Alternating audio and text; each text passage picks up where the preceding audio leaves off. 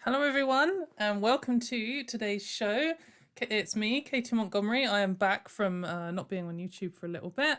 Thanks for all coming along. Today, we're interviewing someone who survived conversion therapy. My lovely guest here, Meghan-D. Would you like to introduce yourself? My name is Megan. I come from the state of Indiana in the United States. Um, I, uh, I was a student and graduate of the Moody Bible Institute in Chicago. I attended there from the years 2009 to 2012. I graduated with a degree in historical theology with a focus in Reformation studies. Cool. Um, I did work for a little while in ministry afterwards, um, but in an attempt to get my master's, ended up failing because I was starting to lose my faith at that time. So I never finished. I never went all the way through into like full-time ministry. I was mostly doing part-time ministry, but a lot of homeless evangelism and a lot of youth ministry for several years there. And I'm still friends with a lot of people from that time. My girlfriend from seminary is a good friend today. She Oh, that's loves amazing. Yeah, I know, right? She loves surprising people by telling them about the woman that she dated in Bible college. It really perks up a lot of ears. So you're Um, like your background is very religious background. I think I that's sorry, go Go ahead. ahead. No, no, go ahead. I was just gonna say I think that's quite common for a lot of states in the US or just a lot of the US. And Mhm. it's always sounds quite alien to lots of the UK, I think. When I know religious people, I know some Christians, but when someone's like, oh, I was, doing a master's and wanted to become like a religious pastor and all this kind of stuff, it's just like, oh, cool. It's a different world. Um, Yeah, but for your UK viewers, I think it's important to know that Indiana was the first state to declare for Donald Trump in both the 2016 and 2020 election. I think he won the 2020 election in Indiana by 30 points. Um, oh, yeah, it was not close. It's like the moment that results started to come in for Indiana, they were just like Donald Trump won. Um, yeah. So those are my neighbors. Um, I live spicy. in an I live in an area that's actually relatively good. If I was going to be trans in Indiana, I'm glad I'm trans in the city that I live in. Okay, that's good. I think It yeah, cities make a big difference in generally. That's I mhm. guess that's the next thing I was going to ask is like how was your um how was coming out like how much resistance was there in doing that like immediately and then like longer term? I I consider the circumstances of my actual coming out, which I did in November of 2019, so it's fairly recently, um, to be incredibly lucky.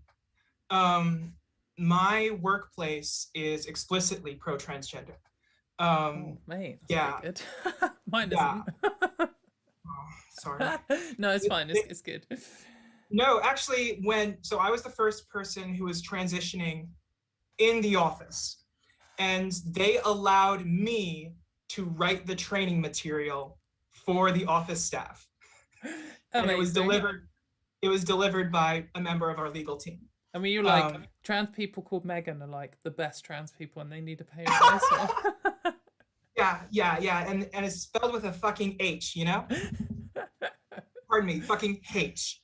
Oh no, I say H. I'm too posh to Okay. say H. um, no, no, it was actually really incredible because, there were two sides of my workplace. One side was more blue collar, more uneducated, and another side was more educated. And I was the only white collar worker on the blue collar side of things. And anytime any of the service people that I worked with would interact with a transgender person, I'd have to hear about it in my Right. office, you know, saying all of the slurs, literally joking about murdering and mutilating trans people, Fucking hell. especially trans women. But this is before you came out. This was before I Yeah. came out. Yeah, I worked there for 5 years before I came Yeah. out. And the day I came out to my wife, she asked for a divorce. And so at that point, I'm like, well, nothing's holding me back anymore. Yeah. I had been holding on because of my faith. And once I lost my faith, everything sort of started crumbling around that. And I really began to remember who I actually was. Because a lot of my earliest memories, which started around the age of 4,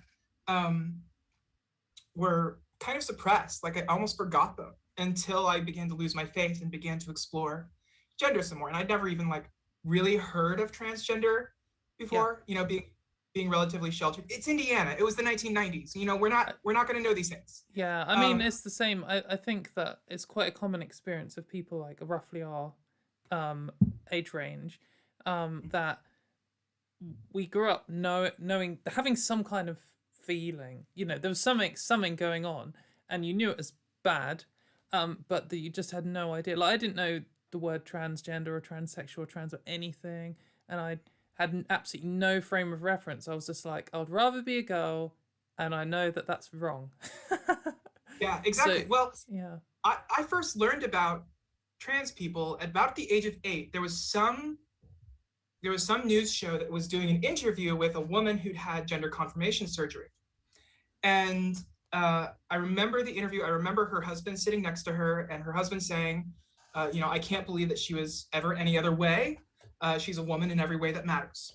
And I remember seeing that and asking one of my guardians about that woman and about transgender people in general. And the response was to say that, you know, transsexuals are men who get off on appearing to be women or pretending to be women, who are generally unhappy people, become prostitutes, get AIDS, and die homeless. I mean, that is a stereotype that I grew up believing too. I think it's very common. I just thought all trans people were like disgusting and doomed for a terrible life. And so even when then I did learn what a trans person was, I was like, well, I don't want to be one of those. That's terrible. Yeah, So almost like a visceral disgust. Yeah. And like and it was reinforced by all of our popular media. You know, like in our house, we watched Silence of the Lambs. And of course, you know, the character that I related to was like a murderer, almost like the monster in a horror movie. And I'm like, what the hell? Like that, it was so fucked up. I felt so alienated. It's horrible. And of course, all of the comedy shows about that time. Any time it was, you know, a man in a dress, or from that scene in Ace Ventura. Pet Yeah, Detective. I was gonna say the Ace Ventura scene. That's the one that scarred me. So was your like you say your guardians? Do you think so? Was their view religiously informed? Was that part of like the teachings of your church, or was that just general transphobic prejudice and ignorance? No. My parents weren't actually evangelical. Okay. Yeah, my mother was Catholic, and my father is Buddhist. But I came to evangelicalism through youth outreach at our high school. Because in American high schools, evangelical churches and youth outreaches are allowed to come to campuses and brainwash people. I call it grooming. Yeah, you know, I call it grooming. You know, it's you. They love bomb kids. They buy them lunch, and they talk to these kids. A lot of them, you know, me in particular, I had just survived a suicide attempt at the age of 14, and you know, 9/11 had just happened. A lot of things were a lot of things were in flux. You know, my parents were going through a divorce. I was really scared, alone, and was going through puberty at the same time. And all of those gender feelings were coming to the surface. I remember the night before I attempted suicide, I was looking in the mirror and screaming at myself, "You look like a fucking gorilla," and trying to peel the skin off of my face until I almost passed out. Mate, that's so grim. I'm sorry that you know went through that. I mean, feel free to not elaborate. But do you think your suicide attempt was mainly gender related, or was it a combination of all of these factors, or how do you view it? So my suicidal, like I'd been suicidal up until the moment that I started transition, and transitioning, getting surgeries, um, having my facial hair removed, all of that has reduced my suicidality to basically nothing Good. at this point. Like I have to assume that if one night I'm screaming because I'm noticing these facial changes and the clothing that I would wear in secret is no longer fitting right and is tearing off of my body, is is causing me incredible distress. I have to assume that those are connected. Like I don't really remember a whole lot. I don't remember Right. my exact motivations, but I have to assume. So in a timeline here, so you came out in 2019, and Mhm. perhaps you were saying your earliest memories of knowing something was up was around 4, when you were 4 years old in the 90s. Um, Mhm. and then you had a suicide attempt around 14. Which point, where did conversion therapy come into this? Like, I presume this is part of the youth outreach thing, but at what age is that, and where does that sit on this timeline? So the thing that really attracted me to evangelical Christianity in particular was the purity culture aspect. I had my first sexual experience when I was 14. She was 17.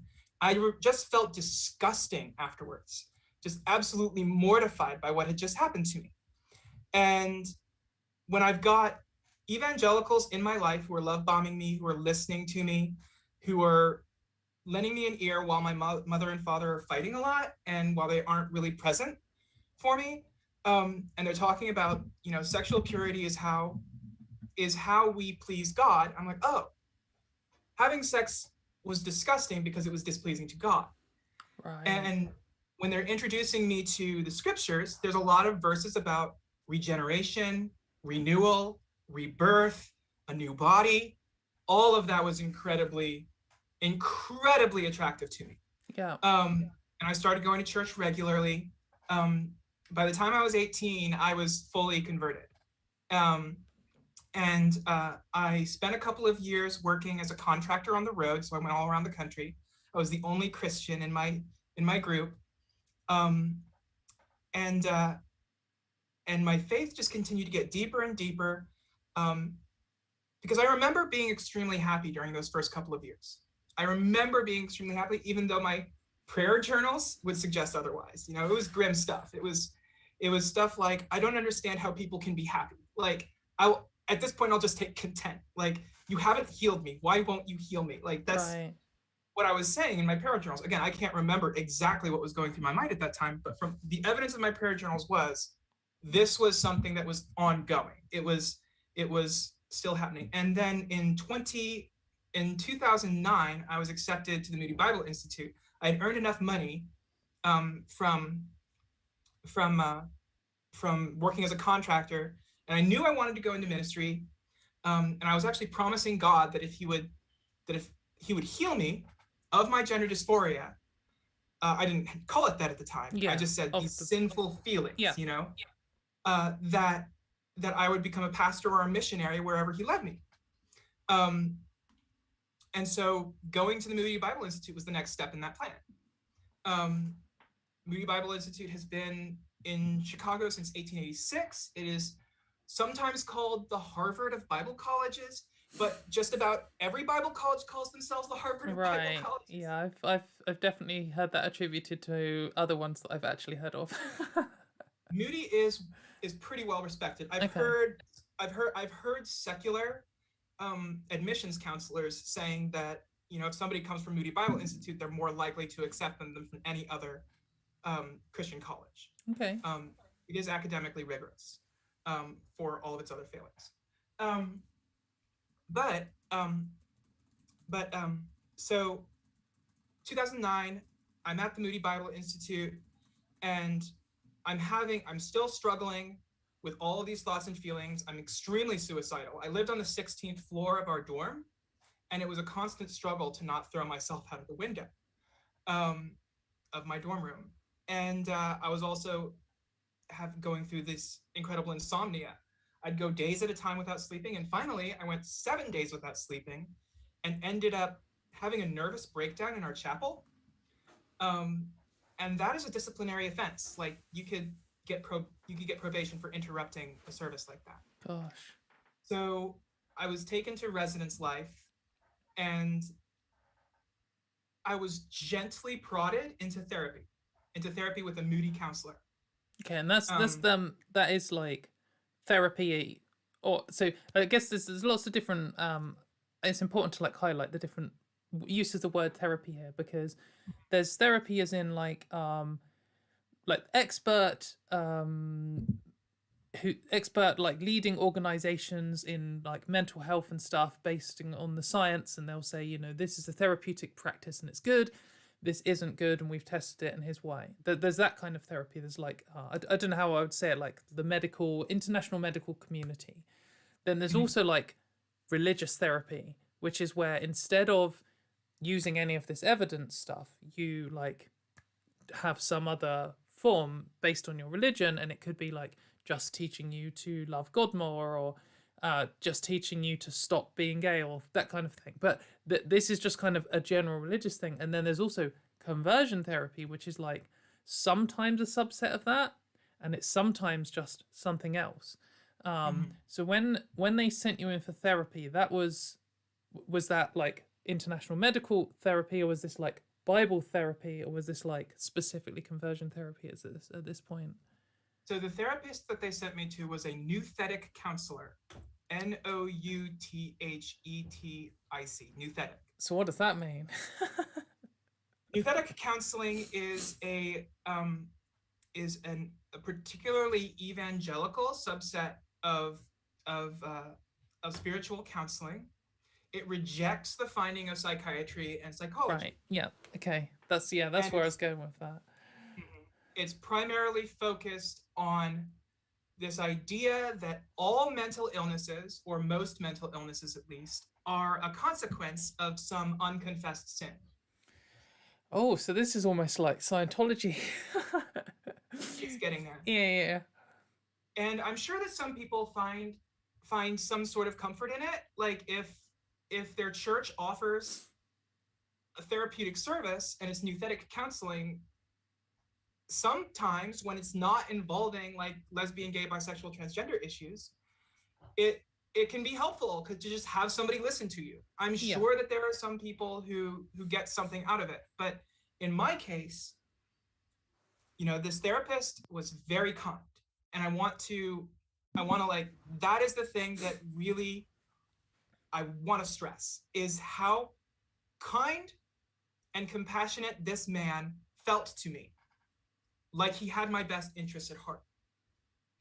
And so as we are trying to discern this unconfessed sin that is causing my insomnia and is causing all of these suicidal thoughts, I eventually, you know, landed on, you know, my fantasies about being a woman, about marrying a man, wishing that I could be a good Christian woman in a good Christian marriage with a good Christian man, you know? Yeah.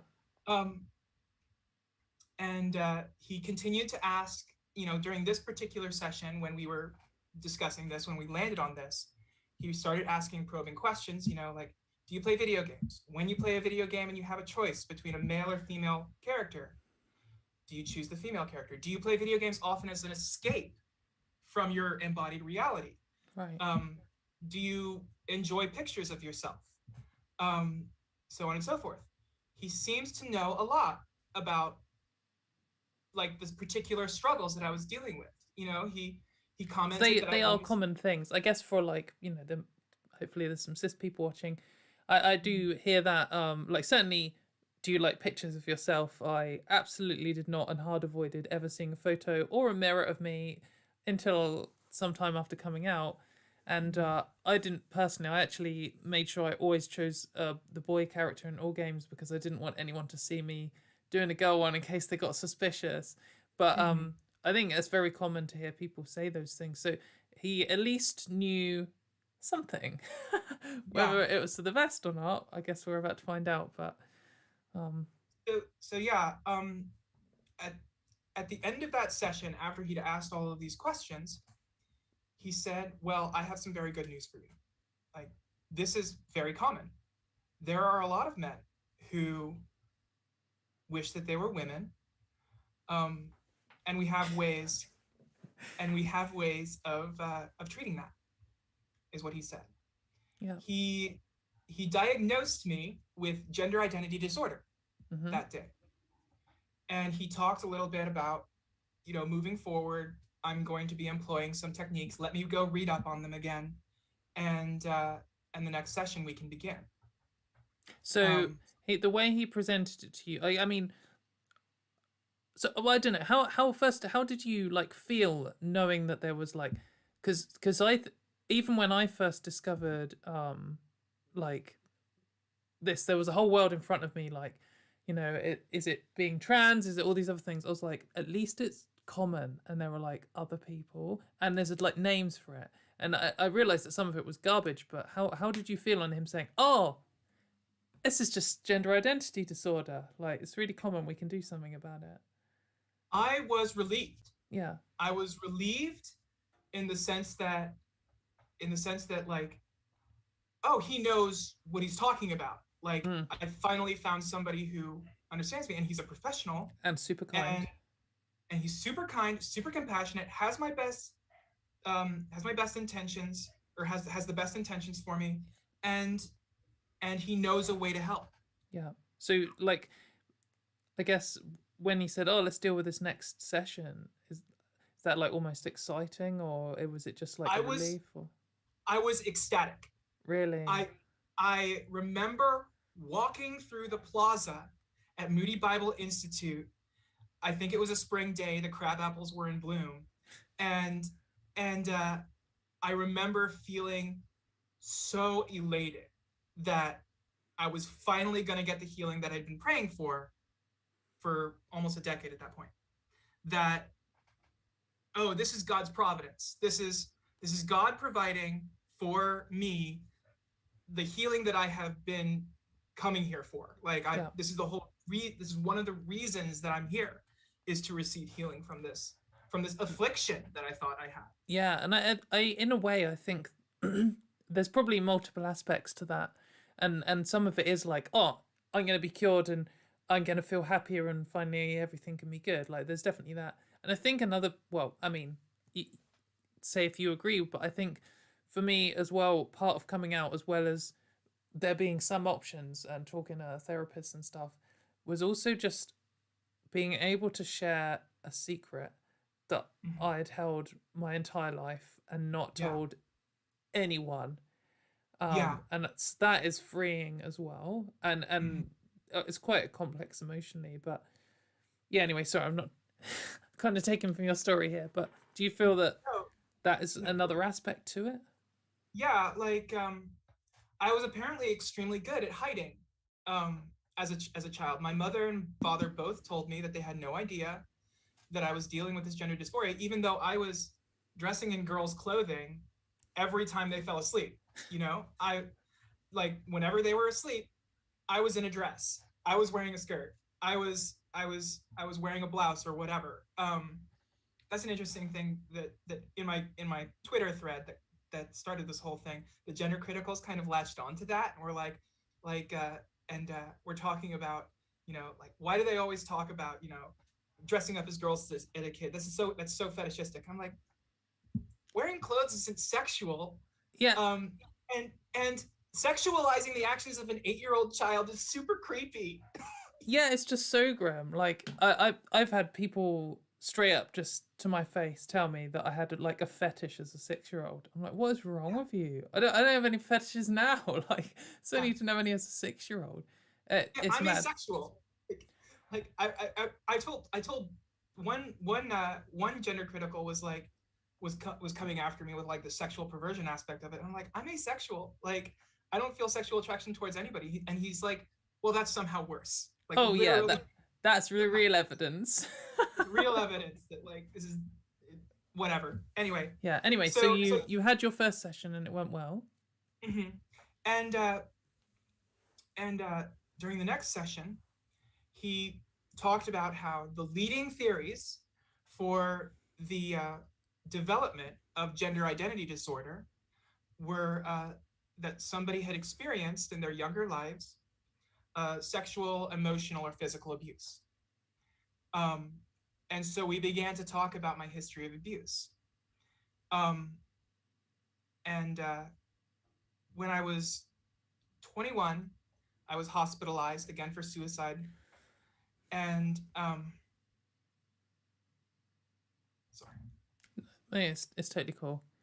It's a really heavy topic, and I'm very pleased that you're strong enough to be able to share it, and like proud of you. I know I don't know you well, but like I think it's like a really immense thing to be able to talk about this stuff, because it's just so important and personal, and um it's a brave thing to do. So like it's totally chill. You don't need to apologize for anything. Apologize. When I was 21, I was hospitalized for suicidal ideation. Um, and in hospital, I was sexually assaulted. Um, and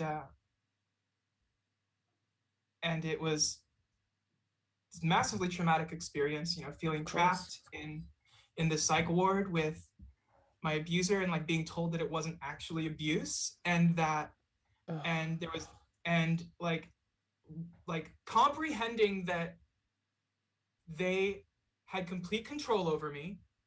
I had no recourse, and you know, they were a hospital, I was a mental patient. I had no credibility.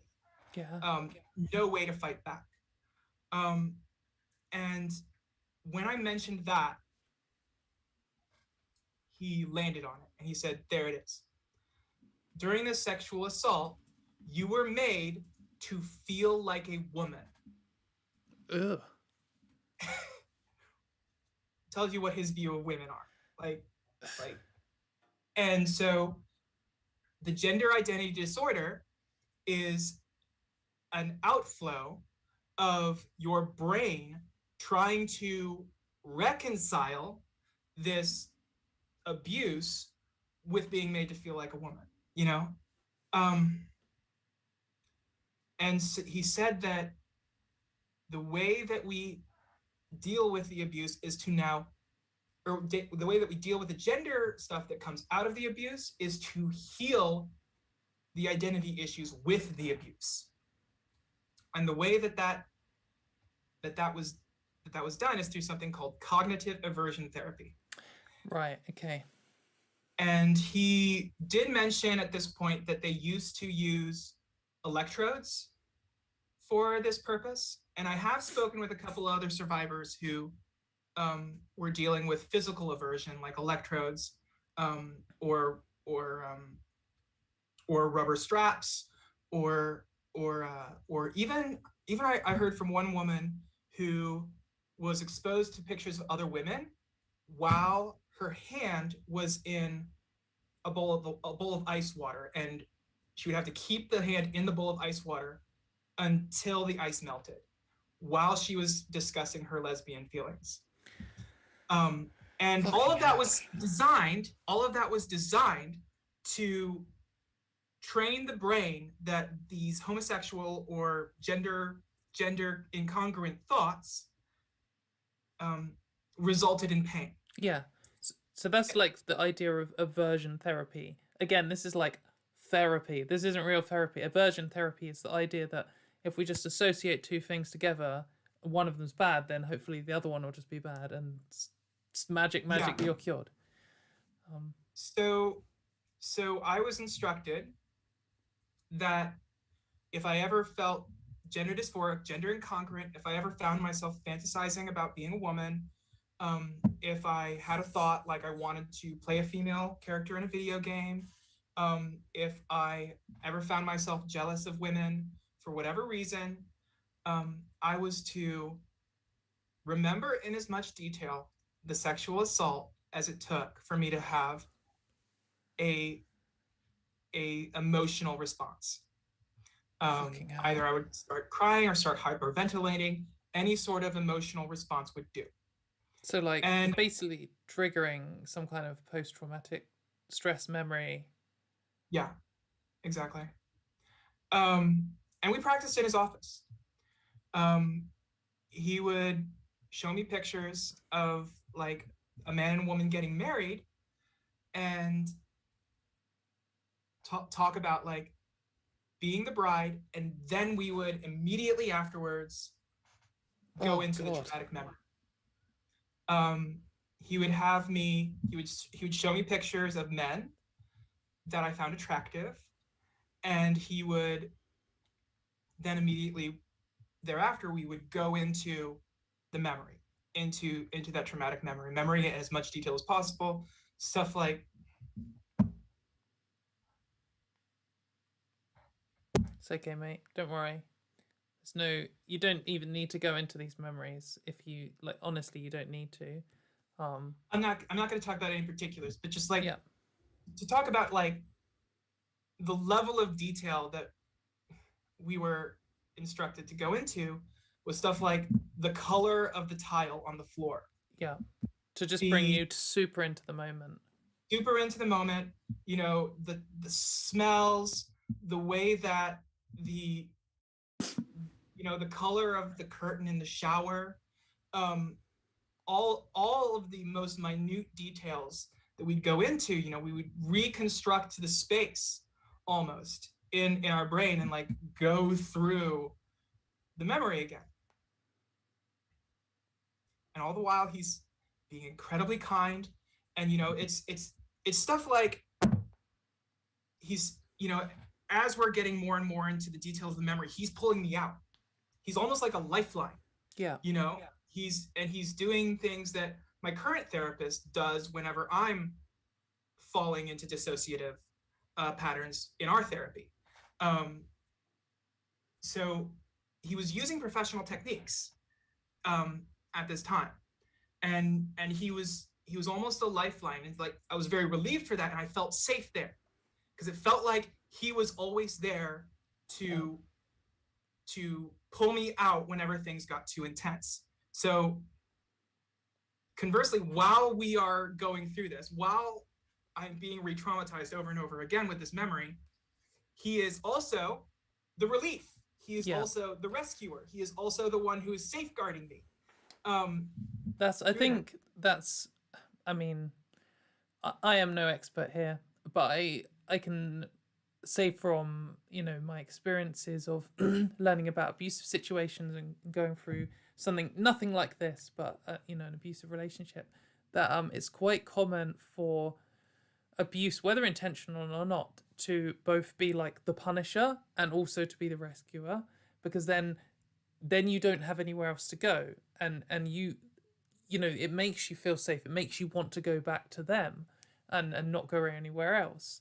But at the same time, the more you do that, the more you have to expose yourself to the abuse, and you get this kind of like, I mean, I think, at least my non-professional idiot view, is like that is a lot of the reason why you see these abusive relationships where from the outside you're just like, mate, what are you doing? This is a disaster. But when you're in there, even if you know it's a disaster, you're just so drawn in by them rescuing you from the abuse they're causing.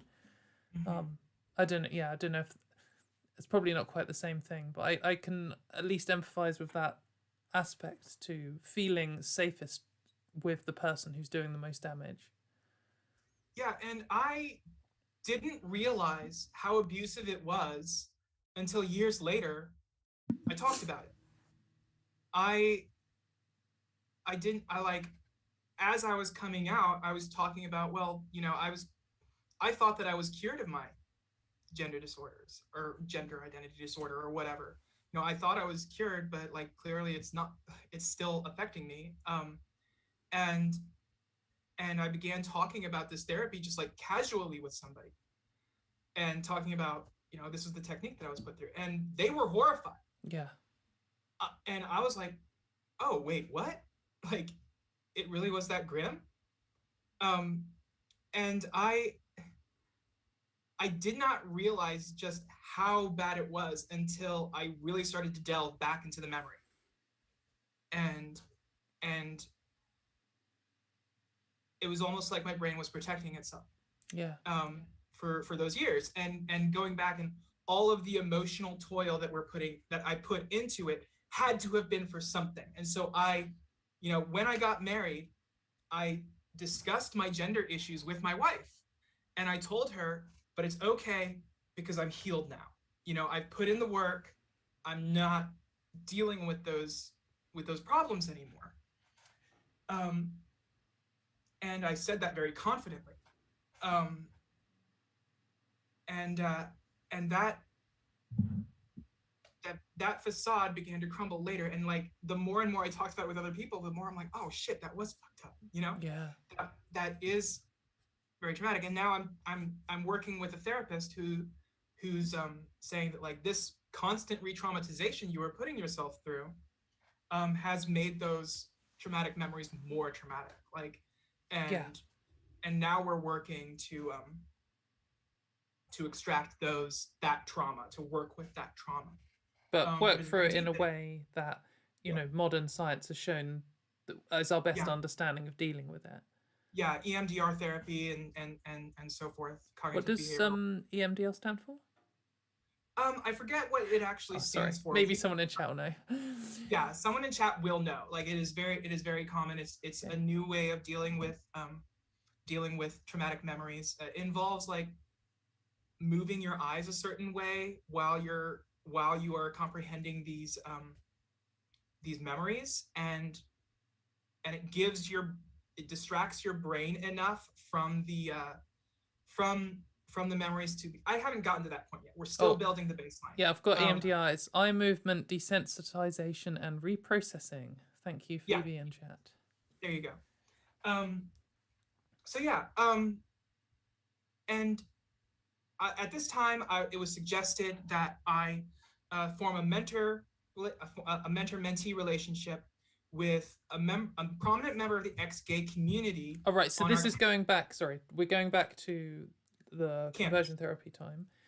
Yes. Yeah, and they suggested you have a mentor. Sorry, I was just timelining. Sorry, I'm trying to get us back on track. No, it's okay. Go for it. This prominent member of the ex-gay community named Christopher Yuan. I think there'll be a lot of people in your chat who are familiar with the ex-gay movement who will know who Christopher Yuan is. He's written several books about it. He goes across the country and speaks about it.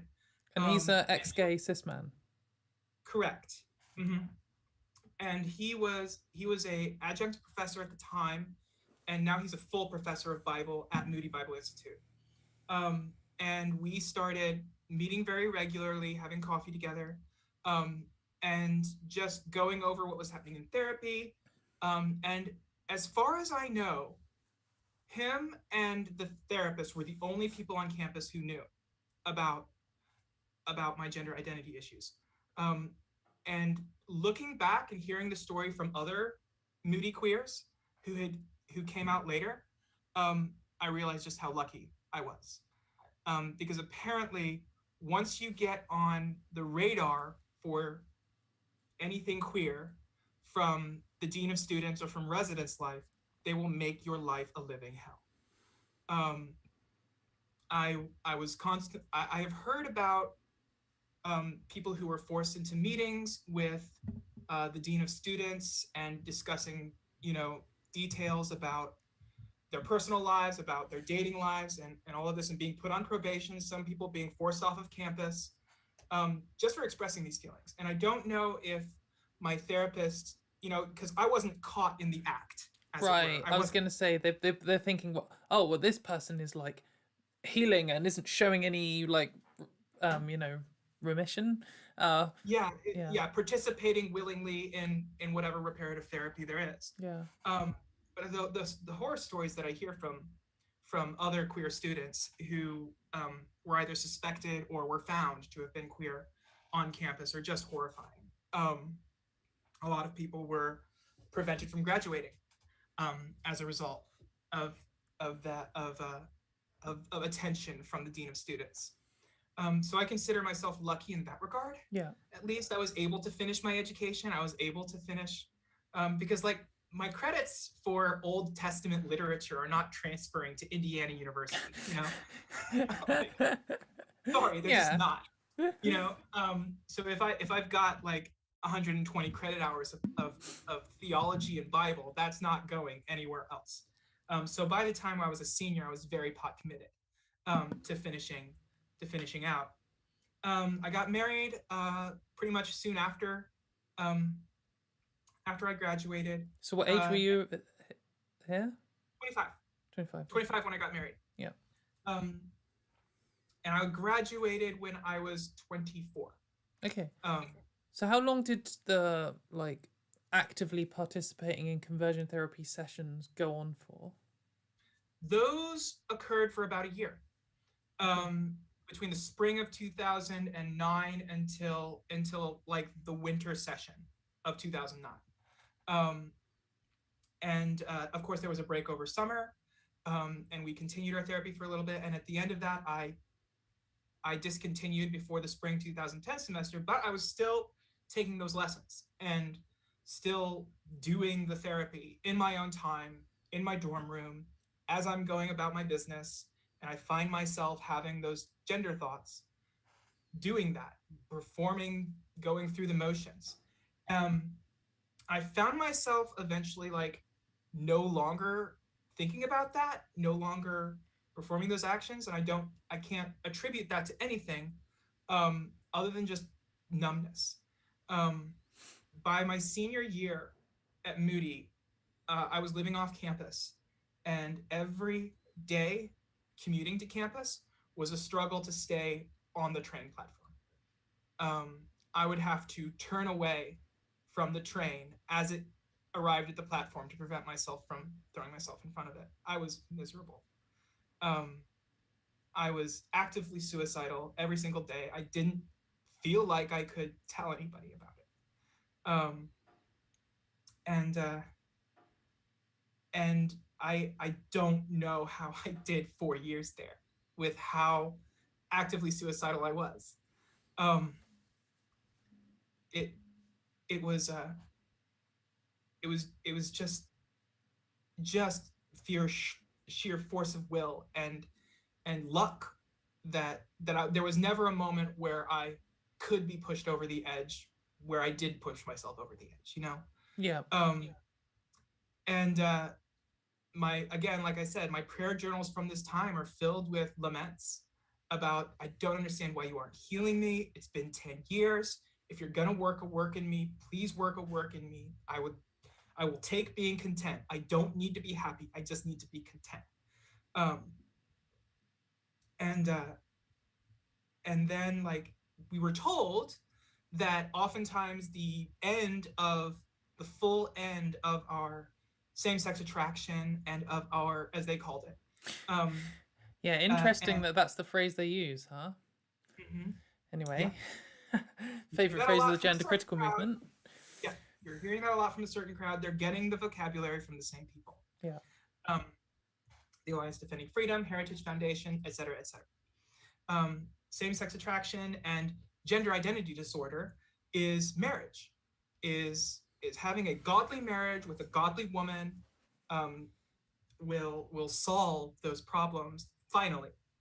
And so when I got married, I thought I was fixed for a while.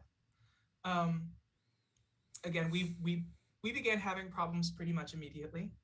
And I'm not going to go into what ended my marriage. I loved my wife very much. And as I lost my faith,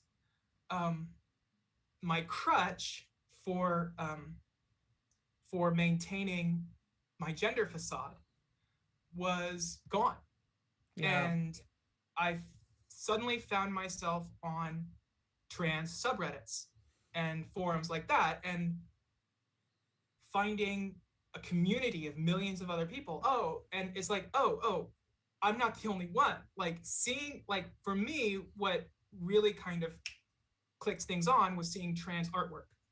You know, the little moments that we experienced as children, where we had those, especially like artists like Samantha Richardson really captured those moments of like gender confusion for like a little trans girl like laying in bed wondering why she couldn't do X, Y, or Z.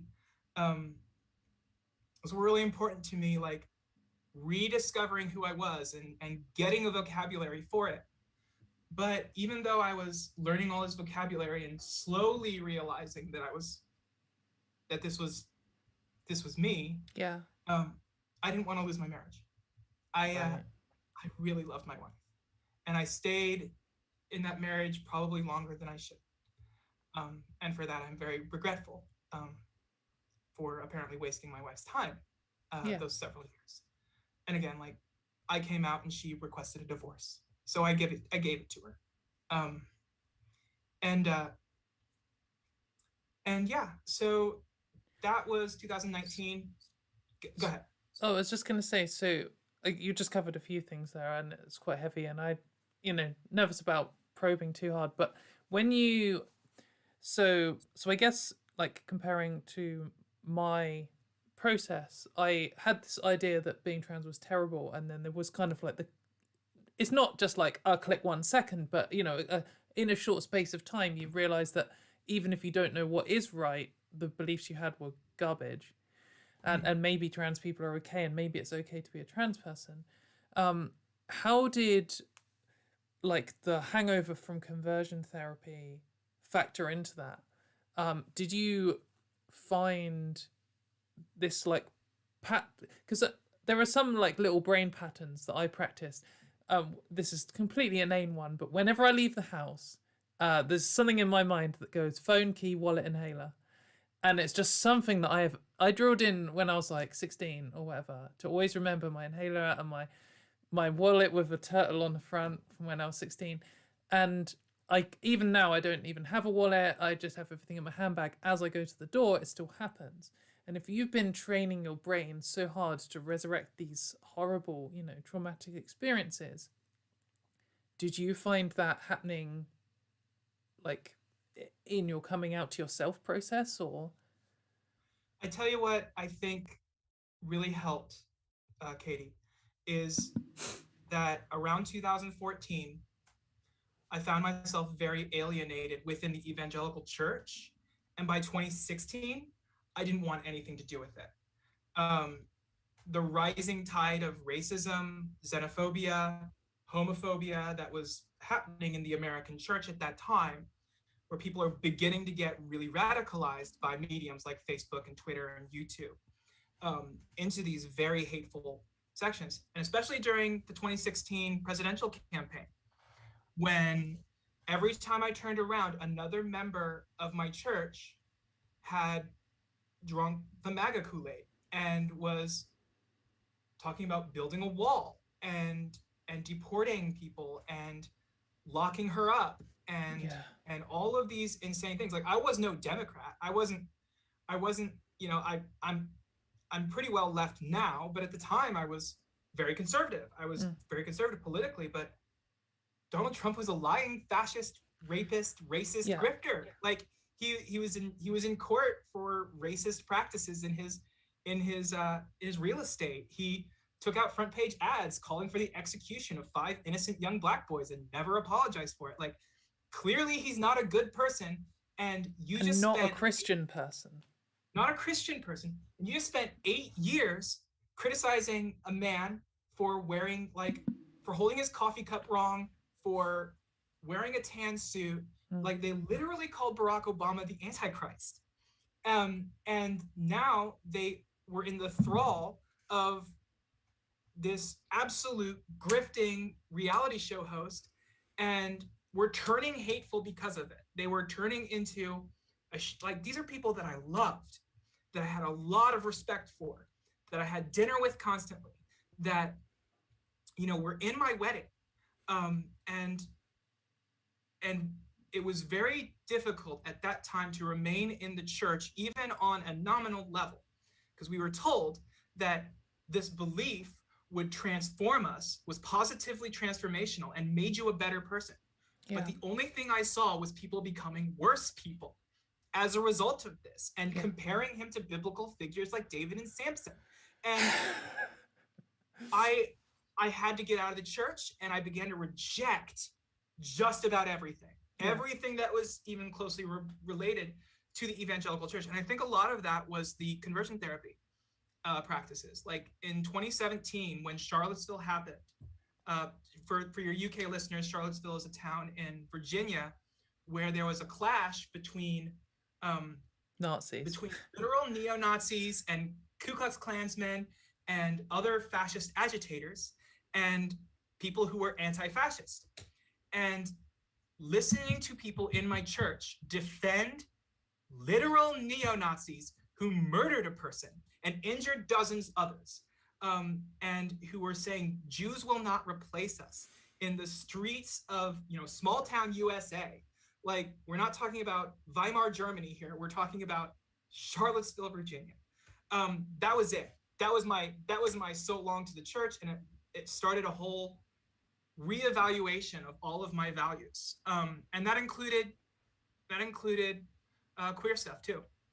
And it was through that I was able to like reconnect to my queer roots almost. But you were also able to break those like thought patterns that you'd taught yourself. And in 2017, Danica Rome was elected to. She's a legend. To the Virginia House of Delegates. And she's a trans woman, for anyone who doesn't know. And she's also a metal guitarist, which makes her the best flavor of trans women.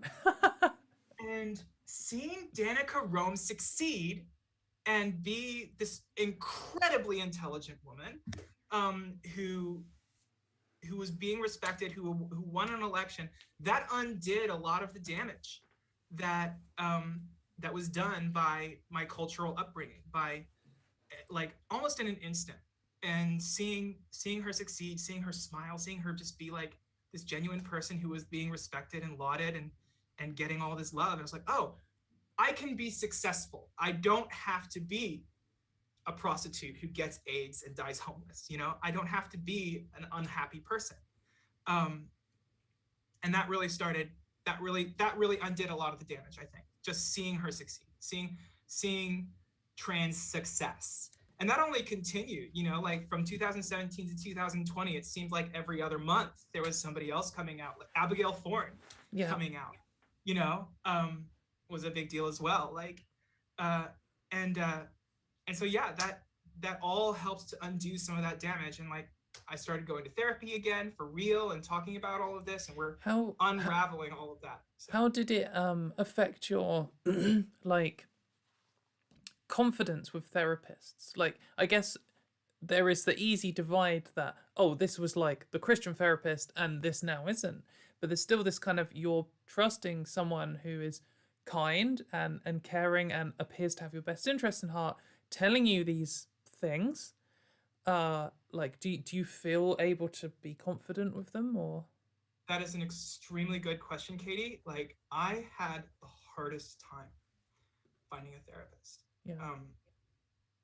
It was very difficult, especially after, you know, not only my experience with a therapist at Moody, but also my experience in the hospital. Right. Trusting any sort of mental health provider was extremely difficult. But in 2020, pandemic was starting. I was transitioning. I was losing my house. I was losing my marriage. I was having all of these things come together all at once. And I'm like, I need help. I need some sort of mental health guidance to deal with all of these things that are coming up all at once. And I eventually found a therapist in my hometown who is transgender and is like publicly transgender. And I was able to get in with them. They're in network with my insurance. So winner. Yeah, I know, right? So it all ended up working out. They are great. I recommended so many people to them that they're no longer seeing new clients. So amazing. But I think that, I mean, finding a therapist is difficult, full stop. I'm currently searching. But I think, yeah, that to have two experiences with, you know, therapists turn out not to be in your best interests, and to have, you know, very traumatic memories associated with them must make it like orders of magnitude harder. It was so intimidating. It was so intimidating. And like, here's the thing, Katie, like, what I would do is, I don't know if this is healthy or not, but whenever I was scoping out a new therapist, I'd find their social media and comb through it, and any little thing would immediately turn me off to them. Yeah. I had one, not a therapist, but a mental health provider that would prescribe, antidepressants or other mood altering drugs. Um, and and I found that they were an attendee at this church that was, in its statements of belief that you can link to on its front page, explicitly anti-gay and anti-transgender. And I canceled the appointment I had with them the next day. I asked them point blank, like, do you hold to these tenets of your church? Yeah. And the combined religious trauma was just too much. I couldn't. Yeah. I was not going to sit in a room with that person. And I think this is like what there are many reasons why I think outlawing conversion therapy is useful, because if we outlaw conversion therapy, it won't totally stop. And it's very hard to legislate certain things in certain respects, and there's always going to be people doing it and arguing that it's not it, and then you have to like get evidence and do it. It's difficult. However, if you make conversion therapy illegal and you have some kind of clear definition of that, which to any gender critical people watching, there are very clear definitions of conversion therapy by all of the like international psychology and psychiatric, is that, no, that's not the right word, psychology organizations. Like there's a combined statement by all of the UK ones, for example, saying that conversion therapy is like therapy which sets out with the goal of changing someone's sexuality or gender identity, which is exactly what Meghan has experienced. If you make that illegal, then any therapist who is like part of some church which is like explicitly anti-LGBT, like we don't think anyone, or we think being LGBT is a choice or something, that gives people looking for therapists so much more protection, because it won't have to be Meghan searching this out for herself to see if this therapist is like, a shit person or not, because I know, and for any conversion therapists watching, as soon as like the UK does make this illegal, there are going to be people looking to report people for this, because it happens and it's horrific and they need to be reported. And it gives clients more confidence that the therapist that they're gonna encounter is gonna do the best for them. And yeah, it's so beneficial for everyone. Yeah, I have heard stories from people who were in therapy with a normal therapist with an LCSW, a licensed clinical social worker, master's degree. And they were not got put through like aversion therapy like I was, and like many people are, but they were guided against exploring their gender identity. They were specifically guided into like accepting their gender assigned at birth, with material like Ray Blanchard and other gender critical texts, and that would be something that could be reported in this instance. And there are states that have outlawed gay and trans conversion therapy. Indiana's not one of them. It never will. Unless there's a federal thing, Joe Biden, if you're watching, please do something. Yeah, no kidding. He's not. And he won't. Any shit. Anyway. Yeah, and I get a lot of criticism from proponents of conversion therapy saying like, well, what if you don't want to? Right. Yes, this was going to be my next question. Yeah. What if you don't want to have SSA, same-sex attraction? What if you don't want to be transgender? What if you want conversion therapy? What if you want to be converted? And I think what's important to remember about this is that the only way you get to that point where you want to go through conversion therapy is because of the familial, social, financial pressures that are put on us by society. And if you are in a room with a person who is offering this conversion therapy and they don't also present the alternative, which is affirmation, which is, hey, you can transition. It is a viable path. It is healthy. It is successful for this many people. You are not engaging in informed consent at that point. You are being coerced and pressured into conversion therapy. It's not something that you can consent to, by any stretch of the imagination, I think. Yeah, I think that this is kind of I mean, it's almost like a debate bro thing, you know, where it's like, oh, you should never say this slur, and then they're like, oh, what if someone jumped out of a bush with a gun and said, say this slur or I'll kill you? Like, it's like a sort of conjuring up a ridiculous scenario. Like, what if someone wants conversion therapy? Was like, why would they want conversion therapy? And like in your situation, you wanted this conversion therapy because it was like, you're suffering, I can fix it, and there's no other option, and it's going to fix you. I'm lying to you that this is going to work, because we know, like, the important things to highlight in conversion therapy are that it does cause damage and requires like horrific treatment of people, even if it's not physical. Mental pain can be worse than physical pain, but also we know it just doesn't work. Like, I mean, it's obviously not work for you. So, but we know that it doesn't. There are some people who are ex-gay and ex-trans, but I mean, I kind of want to say look at them and leave it at that. But like it's very common for ex-gay and ex-trans people to give up and come out again, and you know, we know in a clinical setting reliably that it doesn't work as a treatment, doesn't make people's lives better, it doesn't improve well-being. So when, you know, this kind of like, what if you want conversion therapy? We could say, oh, what if someone wants to be waterboarded? We shouldn't outlaw waterboarding. It's like, well, no one, if anyone genuinely wants to be waterboarded, it's because they've been presented it in a way that doesn't accurately represent what it is, and the other alternatives are available. You know, it's just like, it's also a bit like saying, well, what if I want the wrong medicine? Like, oh, I've got a headache and you could give me a paracetamol, but what if I want to be given eardrops? It's like, well, it's not going to help, is it? Like, fuck off. So I think you know, what if I want it argument, that's one that is being used very heavily in the UK at the moment. The two big ones they're trying to make space for religious just talking therapy, which is exactly what you've described here.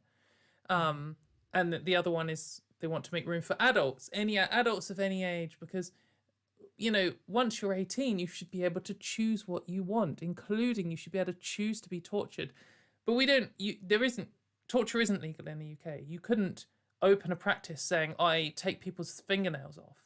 Like, that is illegal, and rightly so, even if someone chooses it. So yeah, I think that's completely garbage. But I think that is a very important point to highlight. And the other important point I wanted to really highlight this, which is what you've covered really well, is this idea that it's just talking therapy. Like, oh, we're just talking to someone. Because a very common, particularly gender critical thing, but this is absolutely, as with everything gender critical, it's recycled homophobia, is they really go in on this, like, well, what if there's another cause? What if you're gender dysphoric because you were sexually assaulted? What if you're gender dysphoric because I saw one the other day, a prominent gender critical person saying, what if this trans boy isn't actually a trans boy because they actually had an older brother who died, and they want to fill the space left by the older brother, and that's some kind of, like, this is, they always come up with these, like, whole list of possible ridiculous scenarios. And there's always one, and you can always just find someone in anyone's life. Like, why are you trans? And I tell them my life story, and then they'll be like, oh, it's because that time when your parents were going to meet you in the car park and they went to a different one and you both got confused and you got lost, and then you had some kind of separation anxiety, and then some random woman helped you and she was really kind, and then maybe that, like, you know, it's just some kind of, that you can just put it on anything.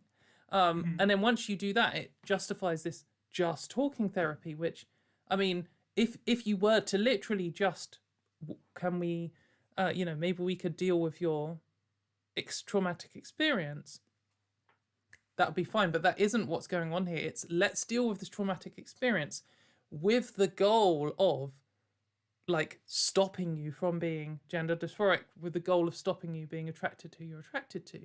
And that's what makes it conversion therapy. That's the difference. We absolutely need therapy for sexual assault victims to be a thing.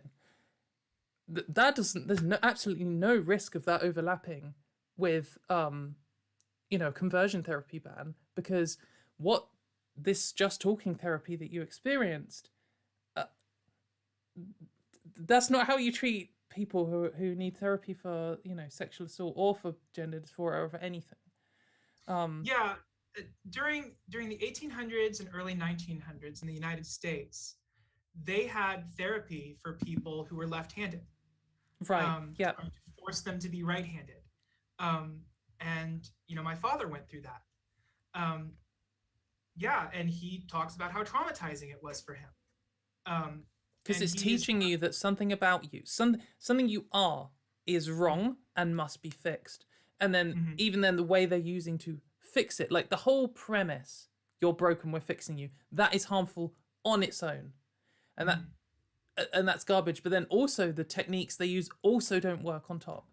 And it was many of the same techniques, aversion therapy, immersion therapy, which is, in gay and trans therapy, conversion therapy. Immersion therapy is where you immerse yourself in the stereotypical gender role that you are supposed to inhabit. And there's a movie called But I'm a Cheerleader, which is a comedy. It's free on YouTube with ads if anybody wants to watch it.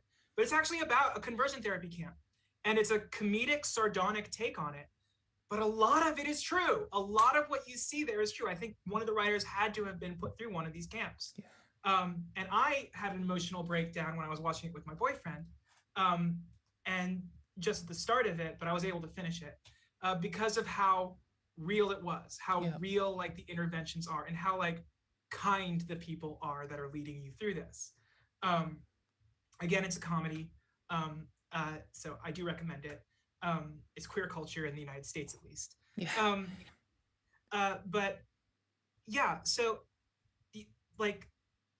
the same techniques were used in the 1800s and early 1900s, and the same language was being used, that it's unnatural to be left-handed, that it's perversion, all of these same, it's all recycled. Everything's and we're seeing similar things, but with they're honing their language a bit, particularly in the UK. We're very good at making things seem reasonable, more so than Americans. No offense, Americans, but you like being OTT all the time. But we're also seeing similar. We do what it says on the tin. In America. Yeah, that's true. We do see similar, and I'm by no means an expert on this, but with autistic people as well.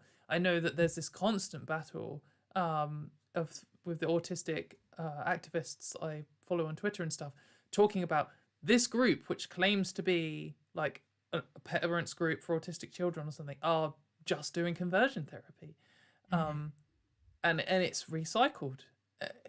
It's just the same pattern. It's like, you are someone who doesn't fit into my concept of society, and I think that makes you broken, and so I'm going to hurt you until you stop. And that is essentially what it is. Though, there's something in my mind that has some kind of common sense is generally garbage, I think. There's this some kind of common sense idea of aversion therapy, like, oh, maybe if someone eats too many crisps, then we just show them something horrible every time they eat crisps and it puts them off. Like that doesn't work. We know scientifically that doesn't work. But there's something that makes it. The idea of getting a trans woman to become to become a cis man by making her hang around with all the dudes and do a load of laddie stuff. I could not think of a better way to convert a trans woman into wanting to come out. Yeah. Oh. Living in the dorms at Moody made me hate men in a way I never could Yeah. before. I found myself very attracted to relationships with women on campus, which is hard at a Christian university, because if you are seen with a woman on campus, Mm. you're assumed to be they think you're going to get married next semester. Like Moody Bible Institute's nickname was Moody Bridal Institute, and the women were there for their MRS degrees. It was incredible how fast these people got married and then got pregnant. It was insane. It was a dysfunctional marriage, and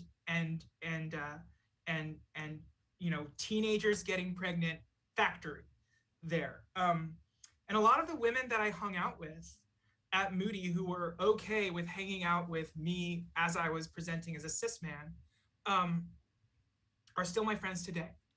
Good. I have a robust community of ex-Moody people who are still in communication with me. We talk very frequently. A lot of them ended up being queer themselves. Like I said, my ex-girlfriend from Moody ended up coming out as pansexual. That is an odd situation. One of my exes came out as bisexual when I told them that I was trans, and it's just like, there's something going on there. Yeah, I keep waiting for some news from certain people, because it does seem like a lot of the people that I dated ended up being somewhere on the queer spectrum. Yeah. Almost as if they could tell. So so we've been going for over an hour, and I didn't want to end it off because this was like so informative. I guess perhaps we could aim to wrap it up. I'm like super grateful that you wanted to come here and share your experience. It's something that I always want to talk about, but just know that it's so emotionally difficult that I never want to prompt someone to do it. So I'm super grateful, and like, as I said, I feel proud of you. I don't know if that's like patronizing, but like yeah, and so like lots of hearts in chat for Meghan for being here and like saying it. Do you feel like we've covered the story, and is there anything like you want to re-emphasize or summarize? Or I think that it can't be understated how these people who are performing these therapies really think that they're doing well. Yeah. Something that I never thought about until somebody brought it up was when my therapist said, this is actually very common. A lot of men feel this way. And the way that he was already familiar with these techniques, and also familiar with some of the hallmarks of gender dysphoria, make me wonder if he went through the same thing. Make me wonder if, he was perpetuating an abuse that was done to him. And maybe that is what helped make him so compassionate. I don't know. I can't say. I'm not going to say his name. But it is just something that I can't get out of my craw now. I absolutely, within like in 2 decades time, when the trans panic is at least not as bad. I don't like predicting its demise, but it's going to be a lot worse, a lot better, and there are absolutely going to be some prominent gender critical people who come out as trans. It's going to happen. And some of the political detransitioners are going to retransition. I mean that's already happened with some of them, and I guess to people watching, I don't think it's good to go around accusing even obviously ex-gay, ex-trans people, or even just random gender critical or homophobic people, saying, "Oh, I think you're gay. Oh, I think you're trans." I just don't think it's good form. I don't think it benefits anyone. I think it perpetuates this idea that all the biggest homophobes are gay. It's just not. Just don't do it. But I think as a general prediction, it's a sensible one. Looking at the pattern that we seem with, I mean, like every single fucking month there's some headline about some Republican lawmaker who's caught with call boys. So, like, it's common. I guess, yeah, just adding, sorry, I'm tangenting a bit. Just adding on the point you made about them thinking it's the best thing. I think this is common for a lot of gender critical people, particularly when they're parents of trans kids, whether they're engaging in conversion therapy or whether they're trying to get their child into conversion therapy, or maybe even like it's quite common for them to campaign against the children's rights for some reason. I think a lot of them do believe that it's the right thing. Even if then, at least at the start, even if then they get indoctrinated into just absolutely hating trans people. And so in that sense, that's the way to reach out to them. Where I think, like, I think it's totally excusable if you have no concept and someone comes up to you like they did with you and they say, this is the best thing to do, authoritatively in a position of influence and power. If you just onboard that, I think that's totally excusable. If someone comes along and shows you, like, well, actually, we have decades of science on this, and we know that what they've just suggested here isn't just not going to work; it's also harmful, and we know this is what's good. And you know, here's an example of someone who's gone through it. Here's some parents. You know, when you've got all this evidence together, and you still are like absolutely set on conversion therapy, that's when it goes from that you stop being someone who just wants the best, who is misguided, and you start becoming someone who does not want the best. It is hard to draw that line, but yeah, I lots of these people are genuine, but lots of them are not. I guess, and it'll be hard to say for who. But yeah, no, sorry, I've kind of ranted off on your summary there. Do you have any more summary? No, I'm just very grateful for this opportunity. I began to be more open with this at the passage of Canada's conversion ban, and seeing the gender critical arguments on those articles, especially the ones that called, you know, the gender ideology the real conversion therapy. We need to cover that before you go. Yeah, that is absolutely traumatic. That was traumatic to me, to see the thing that has made me more happy than I've ever been in my life, the thing that has improved my mental health to the nth degree. And especially because, like, I went through conversion therapy. I had no pressure. None of us were pressured into transitioning. And the idea that half of the trans people I personally know were pressured into transitioning by parents who cut them off the moment they came out, or had religious motivations, or put them through some sort of conversion therapy at all, is bonkers to me. Yeah. Like hearing things like, oh, there are a lot of parents out there who would rather have a trans child than a gay child. Absolute fucking garbage. Do you know how many of us are asked, like, why can't you just be gay? Yeah, I would 95% I would estimate. Yeah. It's just mad. And also, like, statistically, there was recently a poll in the UK of would you be accepting if your child was that, and then there's a list of things, and would you be accepting of your child if they were gay was like, I can't remember the numbers now, 3 times more common than if you would be accepting of trans kids. So, like, just statistically, it just doesn't make sense. But also, I think, again, focusing on what conversion therapy is, it's with the goal of changing, like, who you are. And the conversion therapy you faced was to stop you from, you know, wanting to be a woman. But it was also, like, combined in with wanting to stop you being attracted to men, or, you know, wanting to be in a relationship with men. And if, like, a very common thing would be like, oh, you are a trans woman who's attracted to men.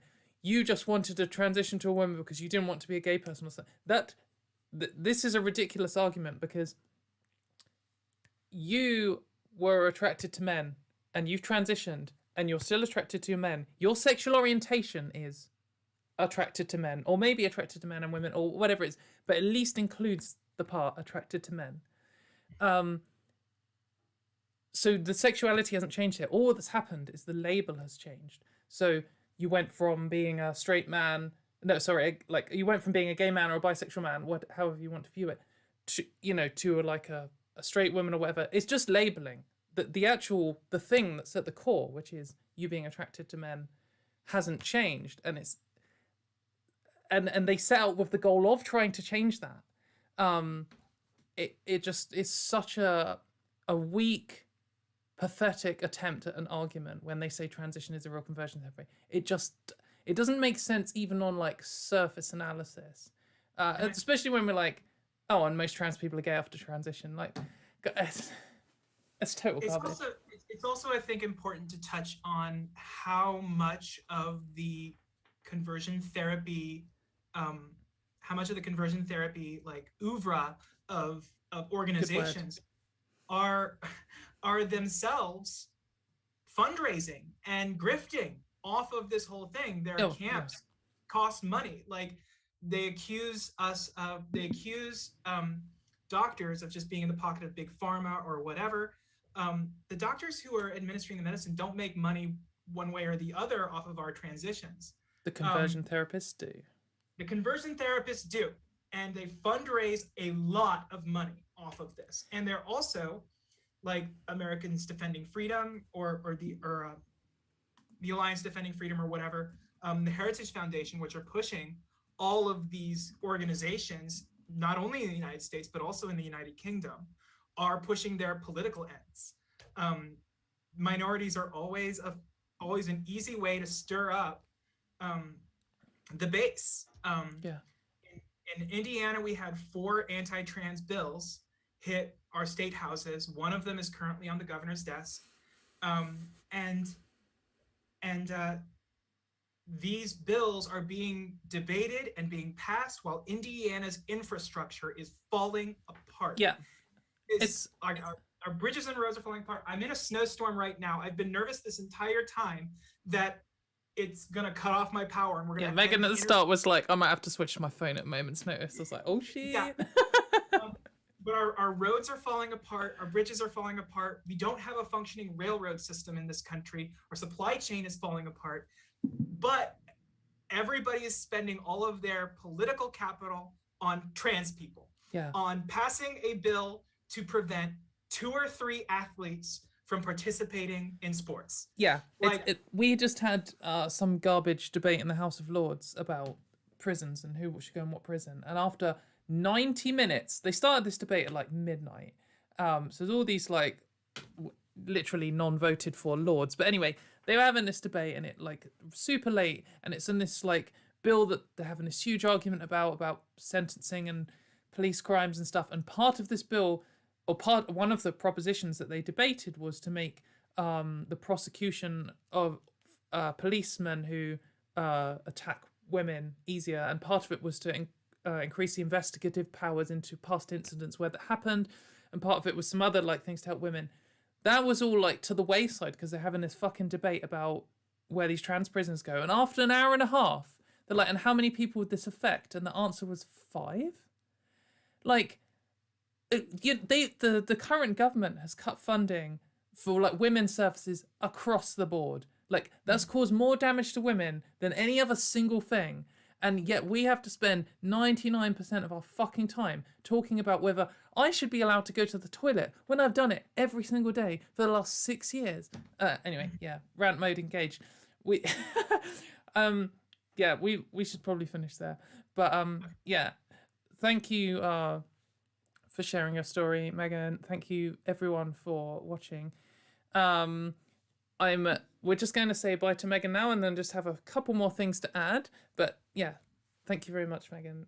Super appreciated. Of course. I'm now going to switch to solo mode. I hope this is working, or it's maybe a bit laggy. So I just wanted to say a couple of things. One was specifically UK. If you look in the links in the description below, at the moment, there is a conversion therapy consultation going on. The consultation was meant to finish in December, and the anti-trans groups managed... Oh, I know why it's lagging. Let me get rid of that. Okay, that's better. I've got an annoying square. Fuck it. The anti-trans groups managed to get this extended because there wasn't enough anti-trans and anti-gay words on the consultation. And they did this in Scotland with the GRA one. They did a gender recognition consultation, and it was like majority positive. And so the gender criticals demanded another one, and it was being majority positive. And so they dragged it out, and then it was still majority positive, but they got a much bigger percentage that were negative. And that's, you know, an important part of their strategy, and they're doing it again with this conversion therapy one. You can reply to this consultation. The deadline is 24 hours from now. Don't want to panic you, but I personally would genuinely appreciate it. And I think, you know, anyone who's been through conversion therapy, anyone who's felt sort of stirred by this, I just think it's important. And so in the links below, you can just fill in the consultation on your own, but there's also a link by Ban Conversion Therapy Now campaign with like their guidance on how to fill it in, which makes it much easier. So if you have the energy and you have the time, I just think it's important, because just having the numbers there saying, you know, 70% of people wanted to ban conversion therapy, the government's probably not going to do it because it's Boris Johnson and Liz Truss. But when they go, and when we stop having this like sliding fascist towards fascism government, and we'll have a big reaction, and hopefully it will move back towards the centre and left, they just will not, you know, if there's this wall of evidence, we had all these consultations and we have to improve trans rights and we have to, you know, ban conversion therapy, it'll have to happen. So I think it's worth doing, even if you don't have to fill in all the sections, you just have, well, you don't have to do anything, but I would appreciate, or the world would appreciate if you could. That would be mega. And then just quickly, the other thing, I think I'm just about to get to 12,000 subscribers, so maybe if you haven't subscribed, that would be cool. But yeah, thank you very much everyone for sticking around. And next week, I'm going to be interviewing Christine Burns, who is like a veteran of the trans wars. Like, she was fighting dickheads about trans rights before I was even born, I think. I don't know. But anyway, she's been doing it for a long time, and I think it's going to be amazing. And I'll put the details for that stream up. It's going to be the same time, Thursday next week, and hopefully interviewing people will be a new regular thing. Interviewing respectable, amazing, cool, fun, or informative trans people. So thanks to Megan for being like the first. But anyway, see you all for Transatlantic in like 1 hour.